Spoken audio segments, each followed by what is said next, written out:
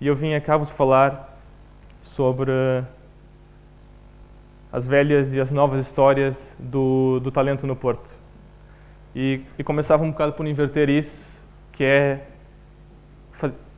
responder uma pergunta que é possível que algum de vocês tenham nesse momento, que é: quem é esse gajo? O que é que esse gajo está aqui a fazer? E eu chamo-me Filipe Álvaro da Costa, e pelo sotaque podem notar que eu nasci no Brasil há 25 anos atrás, e há 10 anos atrás mudei para o Porto. Depois de uma passagem rápida de um ano a estudar e trabalhar na Inglaterra, voltei a Portugal e formei-me, como disse o João, em Engenharia Informática na Faculdade de Engenharia da Universidade do Porto. Hoje eu sou responsável pela Comunicação, Informática, Informação e Conhecimento, é um título longo, na UPTEC, no Parque de Ciência e Tecnologia da Universidade do Porto. Mas por que isso é importante? Porque nesse percurso todo eu cruzei-me com muita gente, com talento, e cruzo-me todos os dias. E venho cá vos contar essencialmente 3 histórias. Eram para ser 6, mas o tempo não me dá. E são 3 histórias, sendo a primeira a história da fuga e a volta do talento do Porto. E para vos contar essa história, vou-vos apresentar o meu ano de Engenharia Informática na FEU. Cerca de 100 pessoas que entraram, nem tantas saíram, mas muitas delas. E chega a altura da graduação e fica a pergunta: e agora? Quais são as oportunidades que eu tenho, que nós temos, para ter uma carreira interessante? E vem-se falar do caso do André, que foi parar à Hungria, do Antero, que foi parar à Dinamarca, do Simão, que foi parar ao Reino Unido, do Lamela, que foi parar à Itália, e foi o caso também do Mário, do Joaquim, do Pedro, do João, do André, do João, do Fernando, do Daniel, e o caso de alguns amigos, como a Rita e o Gustavo, o Nuno, a Cláudia, e a Mariana e a Mariana. Isso para não falar daquilo que eu chamo que são os exploradores de Lisboa, que toda a gente de certeza conhece, as pessoas que acabam por parar a capital. Mas chega uma altura que pergunta-se por que esse talento está a sair do Porto? Por que não está a gerar cá o valor que devia gerar? E para vos falar da mudança, vou-vos apresentar mais 2 colegas meus, como o Filipe, que foi parar a Holanda para trabalhar na Agência Espacial Europeia, e o Tiago, que foi parar a Londres para trabalhar na Nokia. Mas eles 2 eram grandes amigos e discutiram se era possível voltar ao Porto, que eles queriam realmente voltar ao Porto, e se era possível voltar ao Porto e ter a oportunidade de ter uma carreira de sucesso.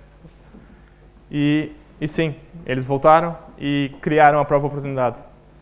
Criaram uma empresa, que é o Whitetail, criou a plataforma Venda, que ajuda as pessoas a criarem comércios eletrónicos online muito facilmente.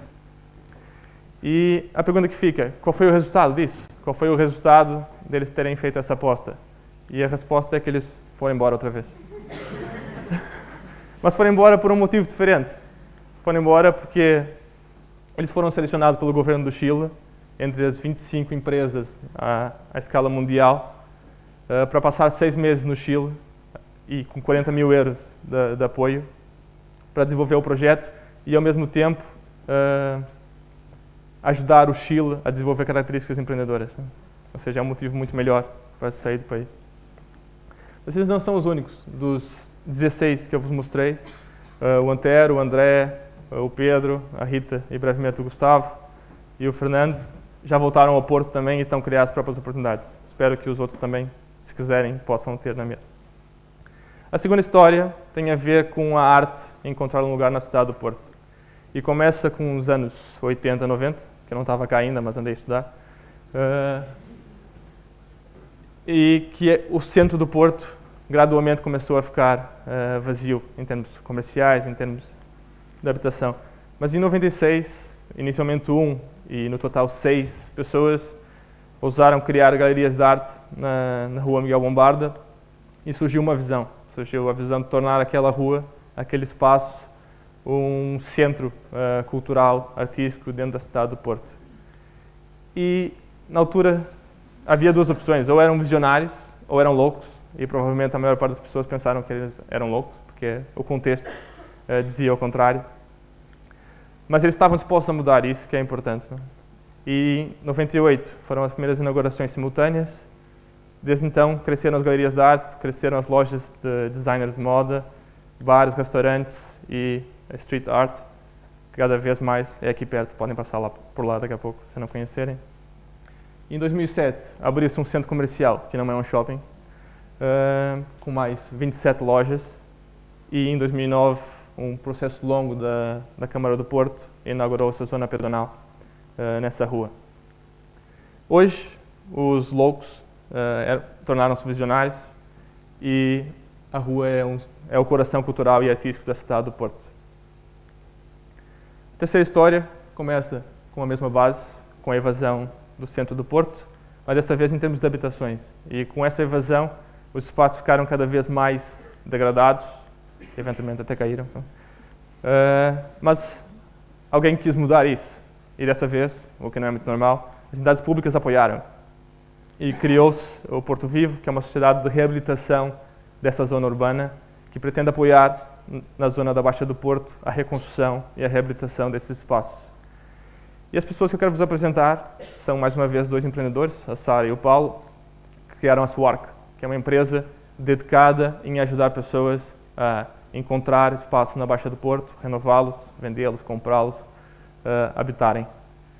E tem um lema muito interessante, que é das tripas coração, que demonstra muito o que eles querem. O que eles querem é, através das próprias oportunidades que criaram para si, em termos profissionais, mudar o contexto, mudar a cidade.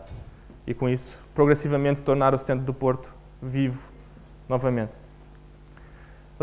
As outras três histórias que eu podia vos contar têm a ver com a vida noturna do Porto, que também evoluiu muito nos últimos 5 anos, ou com a cidade do Porto tornar-se cada vez mais internacional, sejam com os quase 2.500 alunos que vêm todos os anos para a Universidade do Porto, mestrados e doutoramentos, seja com o crescimento dos turistas, com as cadeias low cost. E ainda a aposta, isso é uma aposta futura do mar, a nível nacional, e especialmente da Universidade do Porto, da Câmara de Matosinhos e da PDL, construir um terminal de luxo, colocando o Porto no mapa em termos de cruzeiros, em termos turísticos nessa área, e não só, em termos da parte da investigação relacionada com a economia do mar. Mas qual é que é a relação dessas histórias todas? Por que eu vos contei essas histórias? E essencialmente é que pessoas talentosas, quando sonham, e principalmente quando sonham grande, e querem fazer diferente as coisas, ao colocar as mãos na massa, e é uma parte fundamental que muitas vezes falha, é preciso realmente colocar as mãos na massa e fazer, conseguem tornar esses sonhos realidade. E a pergunta que fica, falando do passado e falando do presente, é como é que será o futuro do talento no Porto, e em larga escala em Portugal? E a resposta está nas vossas mãos.